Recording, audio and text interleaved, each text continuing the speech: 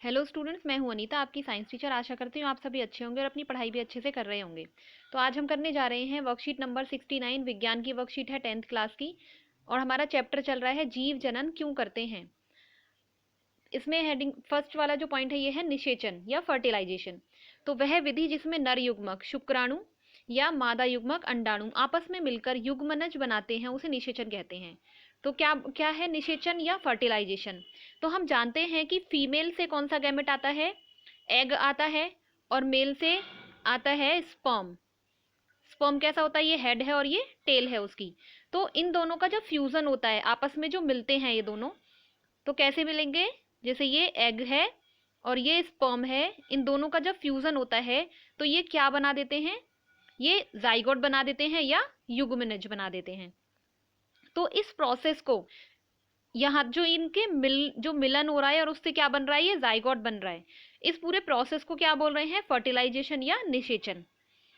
Right. अब आगे देख लेते हैं। आगे है क्या होता है जब अंडे का निषेचन नहीं होता। तो ये तो था जब निषेचन होता है, जब फर्टिलाइजेशन होता है एग का, तो क्या होता है। लेकिन अगर ओवम का जब फर्टिलाइजेशन नहीं होता तब क्या होता है। तो यदि अंड कोशिका का निषेचन नहीं होता, जब उसका फर्टिलाइजेशन नहीं होता, तो यह लगभग 1 दिन तक जीवित रहता है। तो ये 1 दिन तक जीवित रहता है। अंडाशय प्रत्येक माह एक अंडे का मोचन करता है। तो हर महीने जो ओवरी है, जो 2 ओवरी होती हैं साइड में, उनमें से कोई भी एक ओवरी एक ओवम को मैच्योर करती है। गर्भाशय की अंदरूनी दीवार मोटी व स्पंजी हो जाती है। तो जो गर्भाशय की दीवार है उसकी इनर लाइनिंग है वो कैसी, मोटी होने लगती है और स्पंजी होने लगती है। किस लिए? वो तैयारी करती है कि अगर ओवम फर्टिलाइज होता है तो फिर वहां पर आकर उसकी ग्रोथ होती है आगे, इसलिए उसकी जो दीवार है वो मोटी होनी शुरू हो जाती है और स्पंजी। फिर है निषेचन ना हो पाने की स्थिति में इस परत की आवश्यकता नहीं रहती। जब निषेचन नहीं होता है तो इस परत की कोई आवश्यकता नहीं होती। अतः इसकी अतः इसकी परत धीरे धीरे टूटकर योनि मार्ग से रक्त व म्यूकस के रूप में बाहर निकलती है। तो जो ये परत है वो धीरे धीरे टूटकर जो योनि मार्ग है, जो वजाइना है, वहां से ब्लड और म्यूकस की फॉर्म में क्या होता है, वहां से बाहर वो निकल जाती है। तो यह चक्र लगभग हर माह होता है। तो हर महीने ये वाला चक्र होता है और इसे क्या बोलते हैं, ऋतु स्राव, मासिक धर्म, रजोधर्म, पीरियड्स या माहवारी। फिर आगे है जनन स्वास्थ्य। जनन स्वास्थ्य ये क्या है? जनन स्वास्थ्य है यह वह अवस्था है जब व्यक्ति प्रजनन के लिए शारीरिक, भावनात्मक, व्यवहारिक व सामाजिक रूप से पूर्ण रूप से स्वस्थ होता है।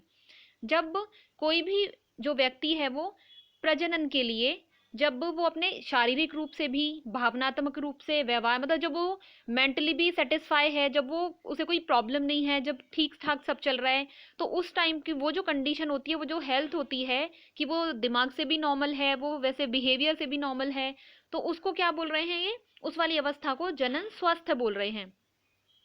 एक व्यक्ति के लिए यह बहुत महत्वपूर्ण है कि वह अपने जनन स्वास्थ्य का पूरा ध्यान रखे, पौष्टिक आहार ले, व प्रजनन अंगों की स्वच्छता पर ध्यान दे। तो एक व्यक्ति के लिए बहुत जरूरी है कि पौष्टिक आहार लिया जाए। जो न्यूट्रिशन लेंगे अगर हम अपने फूड में, जो तो वो क्या होगा, तो हम भी हेल्दी बनेंगे। और क्या होता है उससे, जो हमारा ब्रेन है वो भी ठीक से काम करता है, हमारी बॉडी है वो भी ठीक से काम करती है। और अगर हमारी किसी पार्ट में कोई इन्फेक्शन होता है, कोई प्रॉब्लम होती है, तो हम मेंटली भी डिस्टर्ब रहते हैं। अगर डॉक्टर के पास ट्रीटमेंट चल रहा होता है किसी इन्फेक्शन का, तो क्या है, फिर इंसान वैसे भी खुश नहीं रह पाता। तो इसलिए जनन स्वास्थ्य क्या है कि जो कुछ भी है आप मतलब आहार भी अच्छे से लेना है, और जो प्रजनन अंग है उनकी भी सफाई अच्छे से रखनी है, जिससे कि शारीरिक, भावनात्मक, व्यवहारिक और सामाजिक रूप से स्वस्थ रह सके। तो अब है जनन स्वास्थ्य के अंदर ही है ये परिवार नियोजन की आवश्यकता। अब परिवार नियोजन क्या है? परिवार नियोजन ना केवल माता पिता व अपनी उनकी संतान के लिए उपयोगी है। परिवार नियोजन होता है फैमिली प्लानिंग, ये वर्ड सबने सुना होता है। तो फैमिली प्लानिंग में क्या क्या आता है कि वही कि कितने बच्चे करने हैं, कितने बच्चे नहीं करने हैं। ज़्यादा बच्चे कर लेंगे तो उनका पालन पोषण ठीक से नहीं हो पाएगा, इसलिए बोलते हैं कि 2 बच्चे करो, या कुछ लोग एक ही बच्चा करो, तो उनको ठीक से उनका पालन पोषण कर सकते हैं, उनकी एजुकेशन अच्छे से कर सकते हैं। तो यही है, बल्कि समाज व राष्ट्र के लिए भी महत्वपूर्ण है। बच्चों के जन्म को नियंत्रित करके राष्ट्र की अर्थव्यवस्था व अन्य स्रोतों का संरक्षण किया जा सकता है। तो अगर बच्चों के बर्थ को कंट्रोल कर लें तो जो राष्ट्र की जो अर्थव्यवस्था इकोनॉमी है और जो रिसोर्सेज हैं जैसे कि भोजन है, कपड़ा है और एजुकेशन से रिलेटेड जो भी प्रॉब्लम है उनको कहीं हद तक कंट्रोल किया जा सकता है। अब है सुरक्षित यौन संबंध और एचआईवी एड्स। तो एचआईवी या एड्स, इसके बारे में भी हम सब जानते हैं। एचआईवी क्या है? एक वायरस है जिसकी वजह से क्या है इन्फेक्शन फैलाता है। और उसको क्या बोलते हैं फिर आगे जाके क्या होता है? एड्स। ये एक सिंड्रोम है। सिंड्रोम क्या होता है? जो बहुत सारी जो सिम्टम्स हैं, बहुत सारी प्रॉब्लम्स मिलके, कोई बीमारी की जो बहुत सारी प्रॉब्लम्स होती हैं वो मिलके जब एक बीमारी बनाती हैं तो वो क्या होता है? सिंड्रोम हो जाता है। तो एड्स क्या है? एक बहुत बड़ी बीमारी है। इसमें क्या है? ये वायरस की वजह से होती है, एचआईवी की वजह से होती है। और इसमें इम्यून सिस्टम इतना वीक हो जाता है, जो रोगों से लड़ने की जो क्षमता होती है वो बहुत कम हो जाती है। और फिर कोई भी रोग है, हल्के फुल्के से रोग हैं, वो भी इंसान को परेशान कर देते हैं और वो कमज़ोर होता जाता है और इसका कोई भी इलाज नहीं होता है। दवाइयों से थोड़ा कंट्रोल रह सकता है लेकिन इसका वैसे कोई भी इलाज नहीं है। तो अब है कि हम इसका कोई इलाज नहीं है, ये हम जानते हैं, इसलिए इससे सुरक्षित कैसे रह सकते हैं, इससे बचाव कैसे कर सकते हैं, वो बहुत ज़्यादा ज़रूरी है। तो अब है, बहुत से रोग ऐसे होते हैं जो यौन संपर्क के कारण फैलते हैं। तो बहुत से रोग ऐसे होते हैं जिनमें से एक है एचआईवी एड्स। ये भी किसकी वजह से फैल सकता है? यौन संपर्क की वजह से। जिस व्यक्ति को एड्स है उसके वो किसी से यौन संपर्क अगर रखता है, सेक्सुअल कांटेक्ट किसी से बनाता है तो उसको भी वो भी एचआईवी पॉजिटिव हो जाता है। जैसे कि कवक विषाणु का संक्रमण मत से होना, एचआईवी एड्स होना। तो और कौन सी ऐसे संक्रमण है जो हो सकते हैं, जो सेक्सुअल कांटेक्ट बनाने से हो सकते हैं? जैसे कि जो फंगल इन्फेक्शन है वो, बैक्टीरियल इन्फेक्शन और वायरल इन्फेक्शन है, और जैसे कि एचआईवी है, ये सब हो सकते हैं। एचआईवी एड्स बहुत ही घातक बीमारी है, वह अत्यधिक संक्रामक है। बहुत ही घातक बीमारी है क्योंकि इसका कोई इलाज ही नहीं है। और कैसी है? संक्रामक है, बहुत तेजी से भी फैलती है। यह असुरक्षित यौन संबंध से फैलता है। यह अगर जो अनप्रोटेक्टिव जो सेक्सुअल कांटेक्ट बनाए जाते हैं उसकी वजह से होता है, जब कुछ भी प्रोटेक्शन के लिए यूज नहीं कर रहे हैं। जैसे यदि किसी अवरोध जैसे कंडोम का उपयोग नहीं किया जाए तो यह रोग एक साथी से दूसरे तक नहीं पहुंच पाता। अगर अगर जैसे किसी अवरोध का यूज किया जाए, किसी ऐसे जैसे कंडम का यूज किया जाए, तो एक साथी से जो दूसरे उसका जो पार्टनर है उस तक ये नहीं पहुंच पाता। अब है परिवार नियोजन के उपाय। परिवार नियोजन के क्या क्या उपाय हैं? जो फैमिली प्लानिंग है उसमें क्या क्या इंक्लूड है, कैसे कौन कौन से स्टेप्स उसमें हैं, कौन कौन सी चीजें आती हैं? तो पहला है यांत्रिक अवरोध। इस विधि के द्वारा नर शुक्राणु अंड कोशिका के पास नहीं पहुंच पाते, उनके बीच में अवरोध होता है। उदाहरण के लिए कॉन्डम।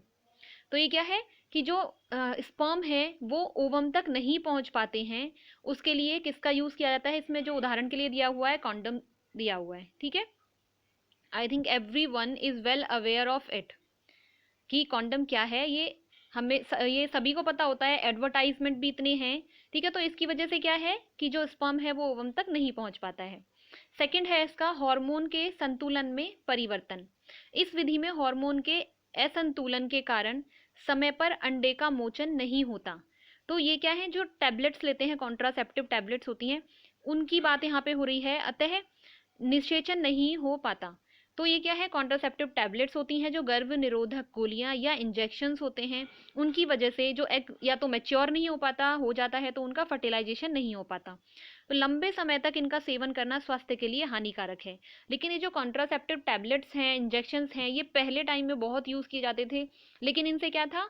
जो हेल्थ पे असर पड़ता था। लंबे समय तक अगर इसका सेवन किया जाए तो हार्मोनल इम्बैलेंस बॉडी में होता है, जिसकी वजह से और भी बहुत सारी प्रॉब्लम होने का डर रहता है। नेक्स्ट है आईयूडी, इंट्रायूटराइन डिवाइस। इस विधि में डॉक्टर द्वारा महिला के शरीर में एक यंत्र को लगा दिया जाता है जो शुक्राणु को अंडाणु तक पहुंचने से रोकता है। ये क्या है? एक डिवाइस है जो अंदर यूट्रस में लगाई जाती है। डॉक्टर्स को यूट्रस में लगा देते हैं, जिसकी वजह से जो स्पर्म है वो ओवम तक नहीं पहुंच पाता। जैसे इसके एग्जाम्पल में है कॉपर टी। तो कॉपर टी भी क्या है? ये यूट्रस में लगाया जाता है, एक डिवाइस है। तो हम इसको देख सकते हैं यहाँ पे, इस वाली पिक्चर में आप देख सकते हो। कि ये वाली जो डिवाइस है कॉपर टी है कहाँ लगाई हुई है, यूट्रस में लगाई हुई है, जिससे कि इसको जो भी कोई स्पर्म है वो अंदर एंट्री उसकी ना हो पाए और फर्टिलाइजेशन नहीं होगा। ठीक है, फिर है इसके आगे, अब है शिल्प क्रिया। शिल्प क्रिया मतलब जो सर्जिकल कोई भी प्रोसेस होता है, ऑपरेशन होता है जो, तो इस विधि के द्वारा युग्मक का स्थानांतरण रुक जाता है। तो इस विधि में क्या होता है, जो युग्मक हैं, जो स्पर्म या ओवम, उनका स्थानांतरण एक जगह से दूसरी जगह जाना रुक जाता है वो वहां पे, उसकी वजह से फिर फर्टिलाइजेशन नहीं हो पाता। पुरुषों में यदि शुक्र वाहिकाओं को अवरुद्ध कर दिया जाता है जिससे शुक्राणुओं का स्थानांतरण रुक जाता है, इसे वैसेक्टमी कहते हैं। तो क्या होता है, ये जो मेल होते हैं उनमें सर्जरी के द्वारा क्या किया जाता है, जैसे यहाँ पे हम देख रहे हैं, ये क्या है, यहाँ पे टेस्टीज है, ये टेस्टीज है जहाँ स्पर्म बन रहे थे, और ये वास डिफरेंस है, जो डक्ट है, ये क्या है, स्पर्म को जो ले जाती है। तो जब वैसेक्टॉमी होती है उसमें क्या होता है कि हम देख रहे हैं यहाँ पे जो ये वास डिफरेंस है, ये शुक्र वाहिका है, इसको यहाँ से काट दिया है और बाद में टाई कर दिया है, बांध दिया है। तो जिससे क्या होगा कि जो स्पर्म है वो ट्रांसफर नहीं हो पाएंगे आगे। ठीक है, तो ये वैसेक्टॉमी का ऐसे करते हैं। फिर आगे देख लेते हैं। अब है नेक्स्ट पॉइंट है इसका कि महिलाओं की अंडवाहिनी को अवरुद्ध कर दिया जाए तो अंडा गर्भाशय तक नहीं पहुंच पाता और निषेचन नहीं होता, इसे ट्यूबेक्टॉमी कहते हैं। तो ये फीमेल्स में होती है, ये वाली जो सर्जरी होती है। तो इसमें क्या करते हैं, जैसे यहाँ पे देख रहे हैं कि जो ट्यूब्स हैं उनको, जो फेलोपियन ट्यूब्स हैं उनको या तो काट के क्लम्प कर दिया जाता है या फिर बिना काटे ऐसे ही वहां पे क्लम्प कर दिया जाता है, उनको रोक दिया जाता है, जिससे कि जो ओवरी है यहाँ पे बनेंगे, एग मैच्योर होके वो फेलोपियन ट्यूब में आते हैं और यहाँ से आगे वो नहीं जा पाएंगे, तो फर्टिलाइजेशन नहीं हो पाएगा, ना स्पर्म अंदर आ सकते ना ओवम यहाँ से जा सकता। ठीक है, तो उससे क्या है, फर्टिलाइजेशन नहीं हो पाएगा। और तो इस तरीके से ये भी कंप्लीट हो जाता है। ट्यूबेक्टॉमी क्या होता है, तो आई होप आपको समझ में आ गया होगा अब ये। तो अब इसके क्वेश्चन आंसर कर लेते हैं। पहला क्वेश्चन है इसका, निषेचन क्या होता है, क्या होता है जब अंडे का निषेचन नहीं होता। तो ये हम यहाँ से लिख सकते हैं कि क्या है निषेचन या फर्टिलाइजेशन। तो आप पहले इसकी डेफिनेशन लिखेंगे यहाँ से और यहाँ तक। यह विधि जिसमें नर युग्मक शुक्राणु व मादा युग्मक अंडाणु आपस में मिलकर युग्मनज बनाते हैं, उसे क्या कहते हैं, निषेचन कहते हैं। फिर उसके बाद है कि अगर अंडे का निषेचन नहीं होता तो क्या होता है, तो आप इसमें ये पूरा लिख सकते हैं। ठीक है, ये पूरा वही है, क्या होता है जब अंडे का निषेचन नहीं होता, तो आप इसमें ये वाला लिख सकते हैं सेकंड पार्ट में इसके पूरा। फिर नेक्स्ट क्वेश्चन है, परिवार नियोजन के विभिन्न उपायों का वर्णन करें। तो परिवार नियोजन के जो उपाय हैं वो ये हैं, यहाँ से और यहाँ तक हैं पूरे, आप ये सारे लिख सकते हो, या बीच में एक दो लाइन आप हटा भी सकते हो, या फिर आप पूरे भी लिख सकते हो। ये सारे पॉइंट्स ही इसके इम्पॉर्टेंट हैं, क्योंकि इस चैप्टर में कुछ भी जो डिलीट नहीं हुआ है, कोई भी पार्ट, पूरा ही चैप्टर ये आना है, तो आप ये सारे ही याद कर सकते हैं। अब है नेक्स्ट क्वेश्चन है, रजोधर्म या मासिक चक्र किसे कहते हैं। तो इसका आंसर आप ऐसे लिख सकते हैं, मासिक धर्म को माहवारी पीरियड्स रजोधर्म भी कहा जाता है। इस प्रक्रिया के कारण ही एक महिला का गर्भ धारण करना संभव हो पाता है। इसमें अंडे का निषेचन नहीं होने पर प्रत्येक माह गर्भाशय की परत धीरे धीरे टूटकर योनि मार्ग से या वेजाइना से रक्त व म्यूकस के रूप में बाहर निकलता है। ठीक है, तो जब अब ये क्वेश्चन है तो मैं ये बता देना चाहूंगी कि कुछ, क्योंकि 10th क्लास के बच्चे भी क्या है, आप 10th क्लास में हो तो आप अभी छोटे ही हो, तो इस मासिक धर्म को लेके, पीरियड्स को लेके भी बहुत सारे मिसकंसेप्शन हैं। जो बच्चियां हैं वो ये सोचती हैं कि ये एक प्रॉब्लम है और ये एक बहुत शर्म की बात है, तो ऐसा बिल्कुल भी नहीं है। जैसा कि इस लाइन में कहा गया है कि इस प्रक्रिया के कारण ही एक महिला का गर्भ धारण करना संभव हो पाता है। ठीक है, तो इसी की वजह से है जो एक वरदान है फीमेल को कि वो एक बच्चे को जन्म दे सकती है, और उससे बड़ा कुछ भी नहीं है, क्योंकि उसी की वजह से जो जो स्पीशीज है वो आगे बढ़ रही है, उसी की वजह से जो पॉपुलेशन बढ़ रही है। अगर ये वाला प्रोसेस नहीं होता तो आगे कुछ भी नहीं होता, जो इंसान आगे बढ़ ही नहीं पाते। ठीक है, तो ये क्या है, ये कोई भी ऐसी शर्म की बात नहीं है। ये एक ये क्या है, एक भगवान की तरफ से वरदान है। ठीक है, और भी बहुत सारे मिसकंसेप्शन होते हैं। तो इस चीज को लेके कोई भी, मैं चाहती हूँ कि किसी भी बच्चे के दिमाग में कोई भी मिसकंसेप्शन ना रहे। ठीक है, तो ये ऐसा, इसमें कुछ गंदा नहीं होता, कुछ गलत नहीं होता, ये शरीर के लिए अच्छा ही होता है। और जब बच्चियों का मासिक धर्म शुरू होता है, पीरियड शुरू होते हैं, इसका बिल्कुल ये मतलब नहीं है कि वो माँ बनने के लिए तैयार हैं या शादी के लिए तैयार हैं। इसका मतलब है कि उनका जो डेवलपमेंट है वो एक ठीक डायरेक्शन में हो रहा है, और आगे चल के वो एक बेबी कंसीव कर सकती हैं, आगे चल के वो माँ बन सकती हैं। इसका मतलब जो उनका डेवलपमेंट है वो बिल्कुल सही डायरेक्शन में हो रहा है। इसका बिल्कुल ये मतलब नहीं है कि अगर 8th क्लास में बच्चे के पीरियड शुरू हो जाते हैं तो वो शादी के लायक है, या वो उतना बड़ा हो गया है कि वो प्रेग्नेंट हो सके। तो क्या होता है, जैसे किसी भी प्रकार के जो सेक्सुअल एक्ट के लिए मेल या फीमेल दोनों का ही जो माइंड है, बॉडी है, वो कम्प्लीटली रेडी, प्रिपेयर और मेच्योर होनी चाहिए।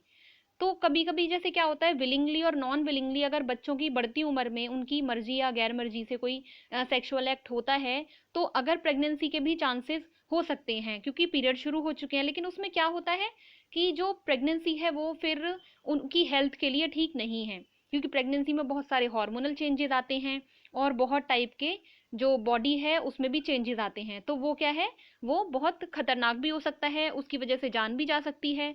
तो जो सेक्सुअल ये जो नॉलेज है, ये जो दी जा रही है, जो सेक्सुअल एजुकेशन है, तो वो भी देनी ज़रूरी है। आप 10th क्लास में हो, इतने बड़े हो कि आपको सब कुछ पता होना चाहिए।